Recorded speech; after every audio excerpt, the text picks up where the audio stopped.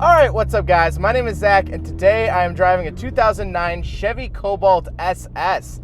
Up front is a 2.0 liter turbocharged inline 4 and down below is a 5-speed manual transmission. This video is sponsored by CarMarshal.com. If you'd like to support the channel, click the link down in the description below. CarMarshal.com advertises for over 100,000 vehicles across the US. Let's get back to that turbocharged 2.0 liter. Now I actually recently reviewed a car with a similar engine, not the exact same, but a similar engine, which was the Buick Regal GS. And while they're not the exact same engine, it's actually a common swap to swap that newer Buick Regal engine into these because they're very, very similar, but not the exact same. That being said, it is an Ecotec motor. So, like I always say, it's the same family of motor as what's in my daily driver Pontiac G6, but this is a lower displacement with the turbocharger. And honestly, it's a very, very fun ride. So the owner said second gear and hold on.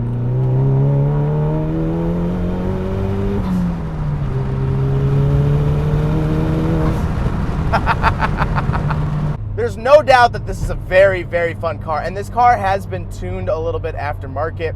It is something you want to look out for though, like I said, or like the owner Mike, which thank you Mike for letting me do this.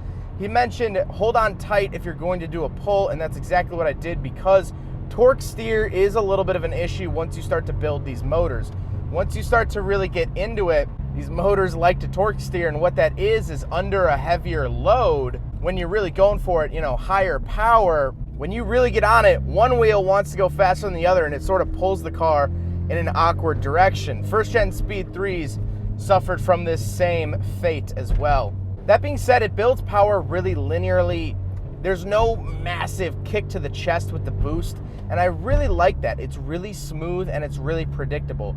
I love a big turbo car like an Evo 9 that just kicks you in the chest and makes you spit out your gum. But there's just something so nice about predictability, about just knowing what the car is going to do before it does it. It's like being in a long relationship. You kind of know how the person is going to react, and no, you're out of the honeymoon phase and there's less surprises for sure, but you know how things are going to work. You know in your relationship that if you bring home another RX-7 shell, she's not going to explode. Or you might know that she is going to explode, so you might want to hide it. That sort of thing. That's how I feel about this engine and setup.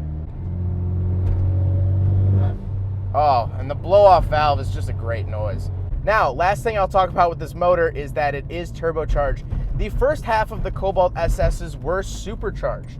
So, from 2005 to 2007, they were supercharged, and then they switched over to turbocharging for the rest of the duration of the chassis. I have not driven a supercharged one. I would like to, and so I can't really comment on which I prefer, but you cannot deny the turbo in this thing. Like I said, paired to it is a 5-speed manual. No 6-speed here in the Cobalt SS, but I'm not missing it too much. You don't really need it. It would be nice for a highway gear if you planned on daily driving one of these cars, commuting, stuff like that, but it's not 100% necessary.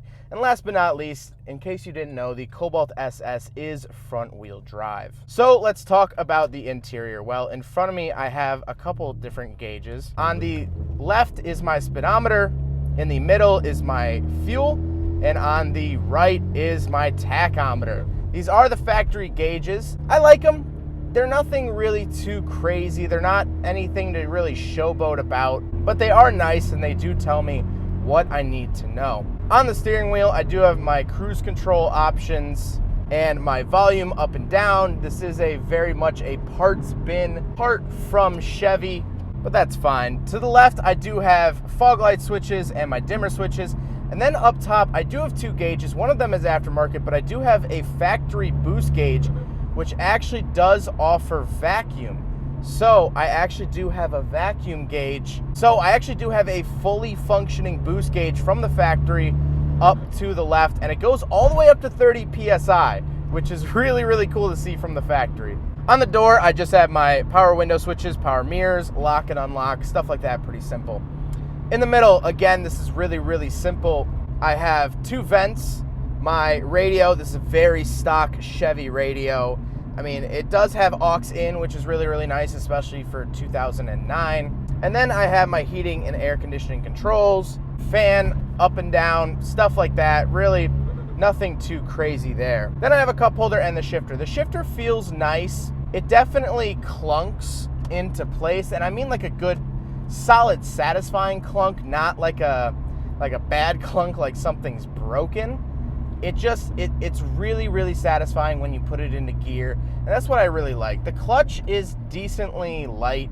It is an aftermarket clutch. It's a 6-puck in this particular vehicle. It's not going to be the case for all SS's. Now let's talk about the seats. These are Chevy Cobalt SS seats for sure, but they are actually out of a different car that had the red interior, just because this one originally had the white leather on the sides and it gets dirty so quick. Mike wants his car to look good, so he opted for the red instead of dirty white, which I 100% agree with. But speaking of seats, we will talk about the back seats, and then we're going to talk about why the back seats are so special. All right, so I'm in the back of the 2009 Chevy Cobalt SS Sedan, and the back seats are kind of crammed. Honestly, not a whole lot of room back here. You have to remember that the Cobalt was essentially sort of an economy car in its originality, and so because it's the same chassis, it sort of shares those sort of things that make it an economy car, which is a smaller back seat. That being said, it's not the worst thing in the world. You could definitely fit 4 people in here. I would not suggest a 5th. I don't even think there is a 5th seat belt, but I do obviously have power windows. The car is off right now, but I do have power windows, and honestly, overall, it's not that bad of a back seat. Headroom is great. Legroom is not great, but I do have to compliment Mike on the fact that he did switch out the front seats for the red seats, like I mentioned earlier. He did the back seats as well, so the back seats do match, which I think is huge. Last but not least, about the interior, I like it. It doesn't feel super Chevy parts bin. I mean, obviously the radio is from other Chevys, and the steering wheel is, and blah, blah, blah, but it doesn't feel cheap in here. You know, I often bring up the fact that Corvette interiors feel cheap to me. This actually doesn't feel that cheap. This does not feel like a Cobalt rental car. This feels like something a little bit more special, and I really like that. So let's talk about the looks, and let's talk about the fact that this is a red Chevy Cobalt SS Sedan in red without a sunroof. This is one of 36 made. And so that's why I had to jump on these. I knew that these cars were rare. It's rare that I still see Cobalt SS's. The fact that they only made 36 red sedans and I'm driving one of them, that's really, really cool. And it makes it even more unique that it doesn't have the sunroof. Although a sunroof would be nice, it's just something so cool, so unique, so special, and so rare, honestly. And overall, I have to say I'm decently impressed with the Cobalt SS. This definitely is a performance car you can live with, and a performance car that I would want to live with. You know, just hitting a couple PSI on my way to school or work would be great. I really thoroughly, definitely enjoy this car. It was brought to my attention a little while ago when I reviewed a 2005 SRT4 Neon that I said in that video that the Neon had no natural competitors. And honestly, this is it. This is the natural competitor to the SRT4. It is a 4-door, rare, but 4-door, turbocharged domestic car. That's what really caught me, was the fact that it's a domestic car. And so while they only shared the market for 1 year of 2005, this started in 2005 and went till 2010, and the SRT4 was 2003 to 2005, they really only shared the market for 1 year. So I don't know if they're competitors in that sort. But since time has gone on, they definitely have essentially grown up together.